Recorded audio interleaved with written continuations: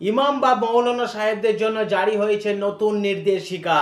মুসলিম সমাজে বিবাহ বা নিকাহনামা সম্পাদন করতে গেলে ইমাম বা মৌলানা সাহেবদের ছাড়া সেটা চলে না, এবং বিবাহ বা নিকাহনামা সম্পাদন করতে গেলে ইমাম সাহেব মৌলানা সাহেবদের অবশ্যই প্রয়োজন হয়। মুসলিম সমাজ তাদের বাদ দিয়ে চলতে পারে না। তবে ইমাম বা মৌলানা সাহেবদের জন্য চালু হয়েছে নতুন নির্দেশিকা।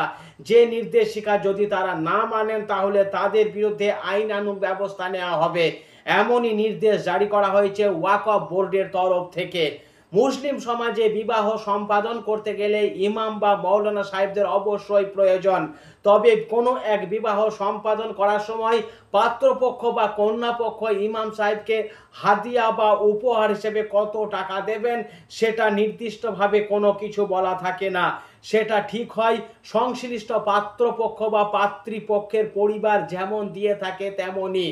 তবে এবার থেকে নতুন নির্দেশনামা জারি করা হয়েছে যে ইমাম বা মৌলানা সাহেবরা কোনো বিবাহ বা নিকাহনামা সম্পাদন করতে গেলে তারা 1100 টাকার বেশি নিতে পারবেন না।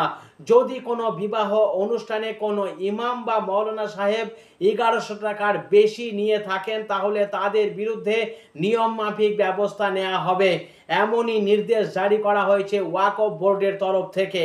সমাজের বিভিন্ন অংশ থেকে একাধিক ইমাম ও মৌলানা সাহেবের নামে এমন অভিযোগ দায়ের হয়েছিল ওয়াকফ বোর্ডে যে তারা বিবাহ বা নিকাহনামা সম্পাদন করার সময় 5000 টাকার মতো চাইছেন। এই 5000 টাকা সমাজের পিছিয়ে পড়া বা গরিব মানুষের পক্ষে দেওয়া সম্ভবপর ছিল না। তাই সমাজের বিভিন্ন মানুষ ওয়াকফ বোর্ডের কাছে এই অভিযোগ করেছিলেন। সম্প্রতি ওয়াকফ বোর্ড এমন নির্দেশিকা জারি করেছে যে কোনো বিবাহ বা নিকাহনামা সম্পাদন করার সময় ইমাম বা মৌলানা সাহেবরা 1100 টাকার বেশি নিতে পারবেন না। যদি তার বেশি টাকা নেন তাহলে তাদের বিরুদ্ধে আইনানুগ ব্যবস্থা নেওয়া হবে। তবে এই নিয়ম বা নির্দেশিকা আমাদের পশ্চিমবঙ্গ রাজ্যের ইমাম মৌলানা সাহেবদের জন্য নয়। এমন নির্দেশিকা জারি করেছে ছত্তিশগড় ওয়াকফ বোর্ড। সেই রাজ্যের ওয়াকফ বোর্ডের চেয়ারম্যান ডক্টর সেলিম রাজ মহাশয় এক নির্দেশিকা জারি করে জানিয়েছেন যে মসজিদ, ঈদগাহ, দরগা শরীফ সহ যত ওয়াকফ সম্পত্তি রেজিস্ট্রিকৃত রয়েছে এবং সেখানে ইমাম বা মৌলানা সাহেব যারা রয়েছেন তারা কোনো বিবাহ অনুষ্ঠান সম্পাদন করা বা নিকাহনামা সম্পাদন করার সময় 1100 টাকার বেশি নিতে পারবেন না। যদি তারা 1100 টাকার বেশি নিয়ে থাকেন তাহলে সেই রাজ্যের ওয়াকফ বোর্ডের তরফ থেকে তাদের বিরুদ্ধে ব্যবস্থা নেওয়া হবে।